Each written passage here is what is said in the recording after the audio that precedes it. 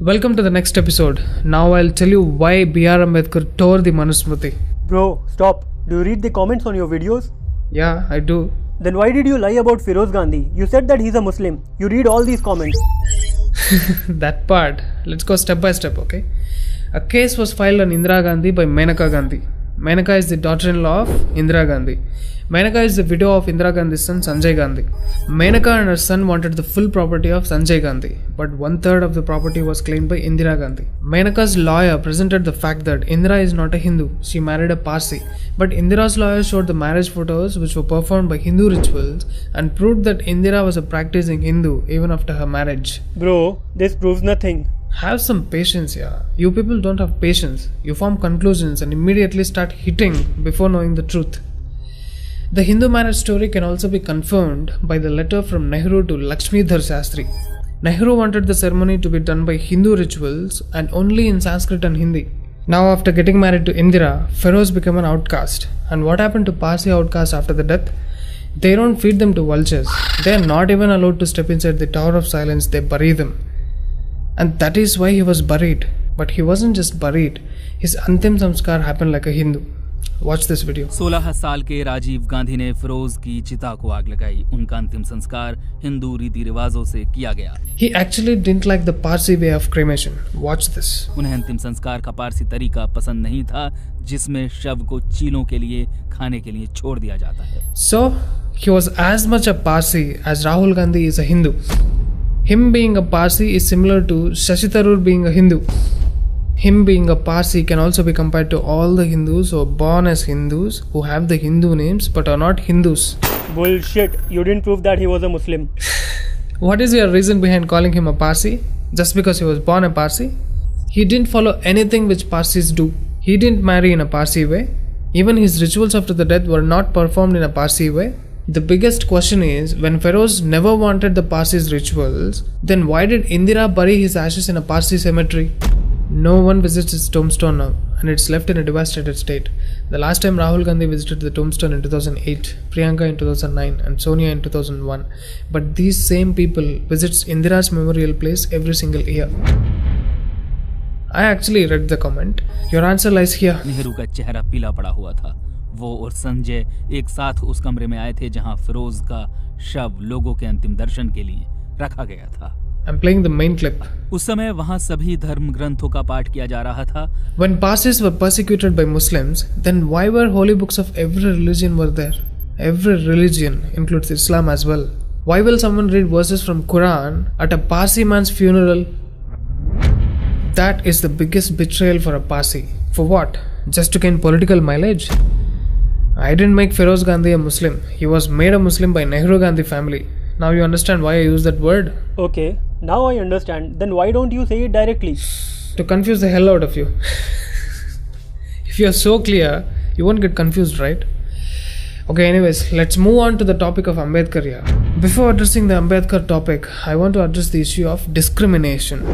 Everyone says that people of lower caste were discriminated. Firstly, there is no written evidence of that. Not even the Muslim rulers wrote anything like that. Secondly, everybody is a victim in our country.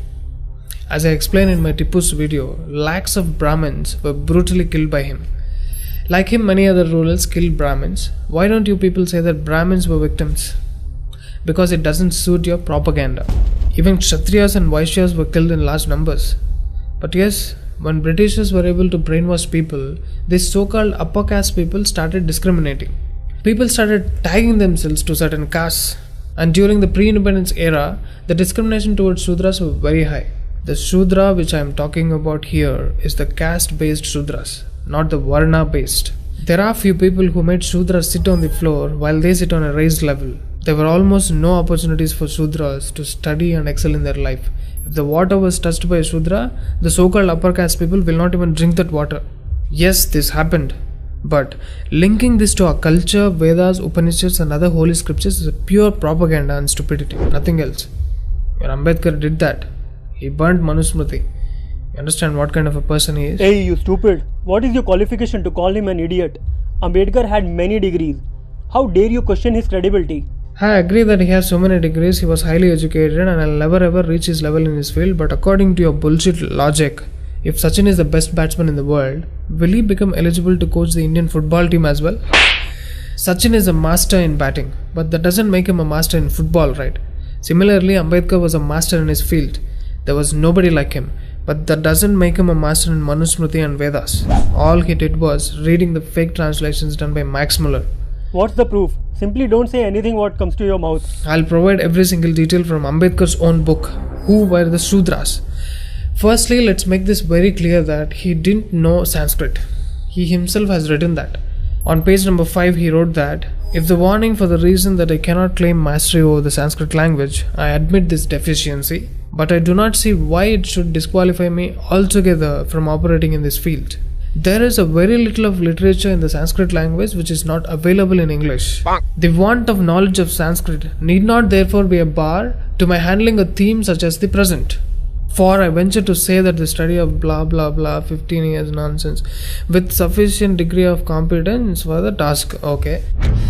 Ambedkar ji, sorry to say that if you read bullshit translations for 15 years which was done by a foreigner, your knowledge won't increase.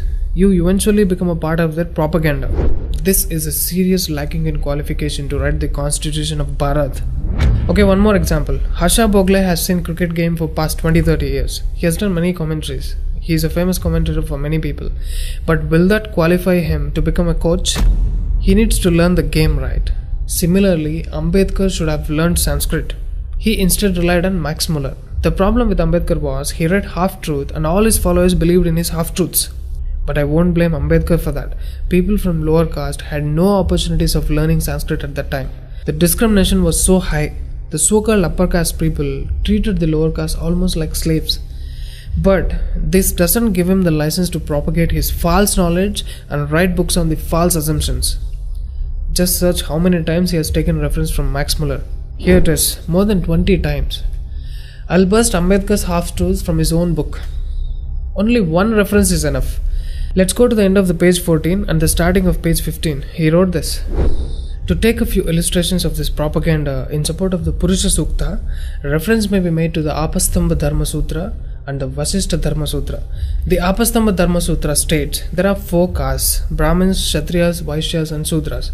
Among these, each preceding caste is superior by birth to the one following.